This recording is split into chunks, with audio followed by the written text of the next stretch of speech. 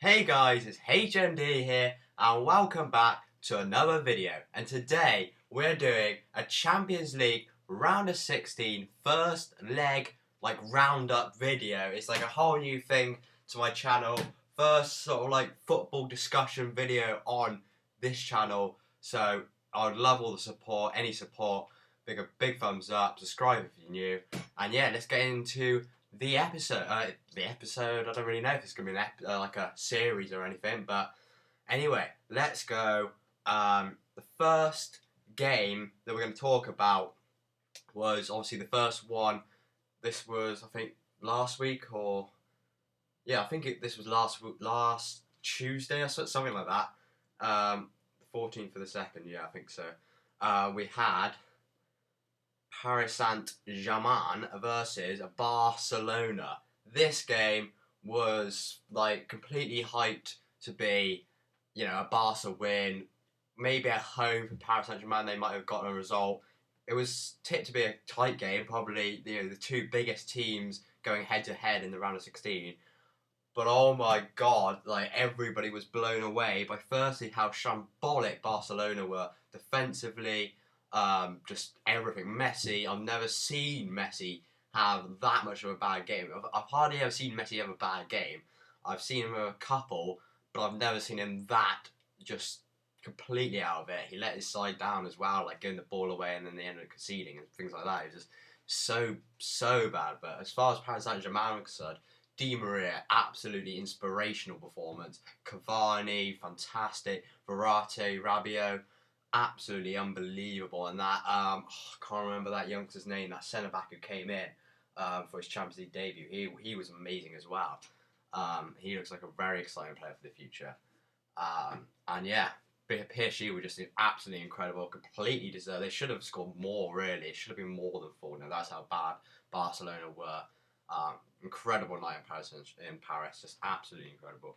The same night we had a game less goal frenzy, less not 4 goals, just the one. A Benfica 1-0 victory against Dortmund.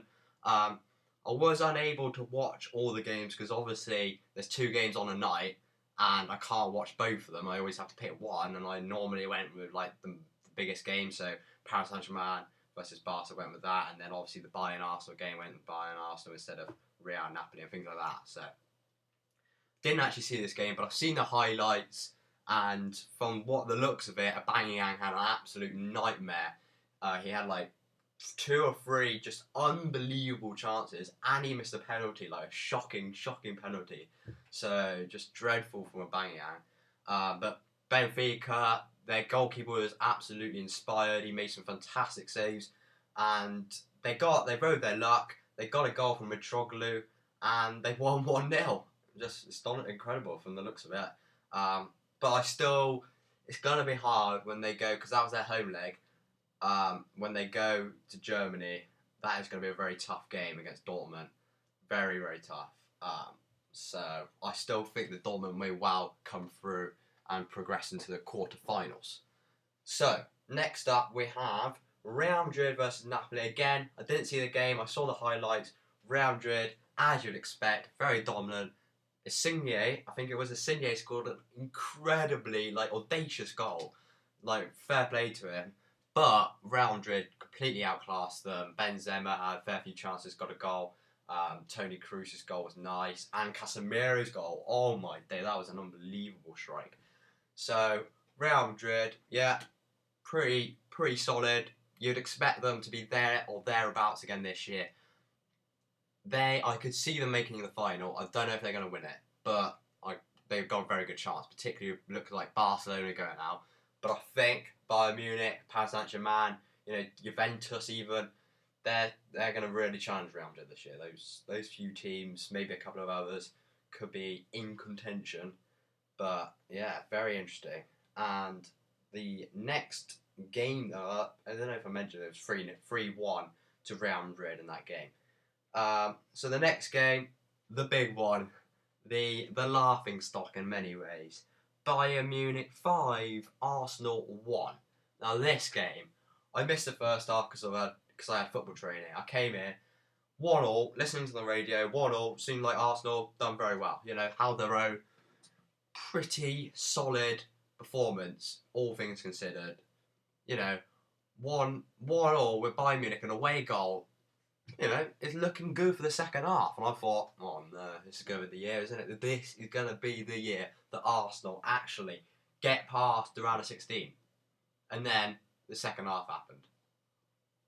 Oh my days. The second half was just so one-sided, so easy for Bayern. They played amazing in the second. They were absolutely astonishing to watch. Like Thiago, like one of the best individual performances I've seen in the Champions League in a long time. But from Arsenal's perspective, it was just so easy, and they just didn't seem to be even trying.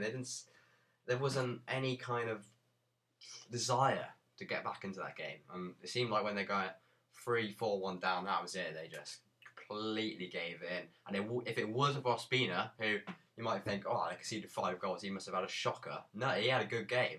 He had a pretty decent game. If it wasn't for him, God knows. I mean, they're already out, and let's be honest. They got that one away goal. It's not going to make a difference. Bayern are just too strong. They may well win at home. They may well win at the Emirates 1-2-0, 2-1, 3-1 even. That's still not going to be enough. There's no chance. There's no chance that Arsenal going through. Well, I'm not saying unfortunately. Definitely not saying unfortunately. Unfortunately for Arsenal fans. So the next game was not on the same night. This was last. This was last night. No. This was the same. This was Tuesday night. The same night as you had the Man City Monaco game. We'll get onto that in a second. So you got Bayer Leverkusen 2, Atletico Madrid 4. Crazy game, crazy night in the Champions League. That was absolutely mental. Griezmann looked very good for Atletico. Bayer Leverkusen, they looked a danger. Again, I didn't watch this match. I'm just going by the highlights. I think it was it Thiago or one of their other central Saul, that was it. Saul scored a screamer for Atletico, and they look very dangerous. And in the Champions League, they are a pretty formidable force. You kind of expect them to at least make the quarterfinals. So I think they'll. What was that? That was their away game as well. I think they'll cruise into the quarterfinals. To be honest, looking very solid, and Bayer Leverkusen just on the same level, really. Even though Atletico Madrid are struggling in the La Liga, they're a big force now in Europe. Not one to mess with. And, you know, they've missed out on these finals. They're going to want to win it this year. They're going to really want to win it. If they can get top 4 in La Liga and win the Champions League, what a season for them. Absolutely fantastic season. And then, of course, we've got the Man City Monaco match. Wow. Just no words. Man City 5, Monaco 3. But that's not even the full story. We had, a missed penalty, everything. We had like one of the best goals in probably Champions League history. I don't know. Falcao's goal was outrageous, just so cheeky. Aguero's goal, unbelievable. That whole game was just breathtaking. I was expecting it to be a good game. Obviously, everyone was expecting it to be a good game. But often these hype games, it's going to be, one of the best games ever, quite often turns out to be a bit of a boring 0-0 draw, something like that, because it's just too much hype. But this game, it delivered everything. It had goals, it had controversial decisions, it had missed penalties, it had just breathtaking counter-attacking football. It had embarrassing, woeful defending from both sides really. John Stones kind of made up for his first half performance, but Otamendi as well, and Monaco is similarly. I mean, their fullbacks are great going forwards, but defensively, that whole back four seems to be a little bit shaky. Obviously, they've been doing well and very, very well in Ligue 1, but I don't know if that's going to be enough now, considering the fact that they conceded 5. They're going to have to do a lot of business at home in France to actually progress, despite scoring 3 away goals. Absolutely, just genuinely an astonishing game. Obviously, last night we had the big one, the Leicester-Sevilla. This game, despite Leicester having the worst season they could possibly imagine. Like, literally, 17th, out of the FA Cup, out of the Qatar One Cup, going from Premier League champions to potential relegation candidates is just absolutely just astonishing, really. Them winning the league last year, I still can't, like, understand it. It's just crazy. But the fact that they can go from that to what they are now is just mind-blowing, really. It's just, they're so hopeless at the moment, defensively. And goals just completely dried out. That was last night when they lost 2-1 to Sevilla. A fantastic result. First goal in 2017. First goal they scored. And they've lost 1-0. They've had all the results. They've had 2, they've had 3. It's painful to watch, really. It's really painful to see them. Their drop, their fall from grace is just incredible. But that was a great result. Did they ride their luck? Yes, 100%.